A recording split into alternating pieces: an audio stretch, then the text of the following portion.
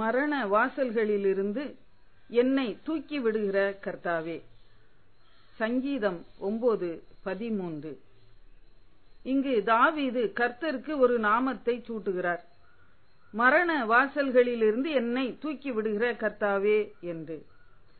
ஆம், தாவீது மரண பள்ளத்தாக்கை பல முறை கடந்து சென்றார்.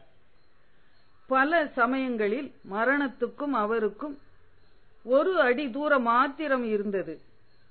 ஆனால் தாவீதை கர்த்தர் மரண வாசல்களிலிருந்து தூக்கி எடுத்தார். நீர் என்னை மரண வாசல்களிலிருந்து தூக்கி எடுக்கும் போது நான் உமக்கு நன்றி உள்ளவனாய் உம்முடைய துதிகளை எல்லாம் சீயோன் குமாரத்தியின் வாசல்களில் விவரித்து உம்முடைய இரட்சிப்பினால் களி கூறுவேன் என்று தாவீது ஆண்டவரிடம் கூறுகிறார். இக்கட்டு நீங்க வேண்டும் என்று ஜெபிக்கும் போதே துதிக்க வேண்டும் என்ற வாஞ்சையோடு தீர்மானத்தோடு ஜெபிக்கிறதை காண்கிறோம். இவ்விதமான ஜெபம் விசுவாசத்தை வர்த்திக்க பண்ணும், அற்புதங்களை கொண்டு வரும். துதி வல்லமையுள்ளது.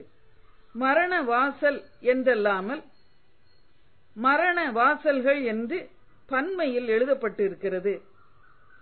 ஆம், மரணம் கொடியது. சத்துரு எவனை விழுங்கலாமோ வென்று வகை தேடி பல பல வழிகளில் சுற்றித் திரிகிறான். ஜாக்கிரதையோடு விழிப்போடு வாழ்வோம். கர்த்தரை உயர்த்தும் துதி எப்போதும் நம் வாயில் இருக்கட்டும். கர்த்தருடைய வார்த்தை எப்போதும் பட்டயம் போல நம் கையில், இருதயத்தில், வாயில் இருக்கட்டும். நிச்சயமாக வெற்றி பெறுவோம். ஜெபம். ஆண்டவரே, நான் உம்மை துதிக்கும்படி என்னை தூக்கிவிடும். ஆமேன்.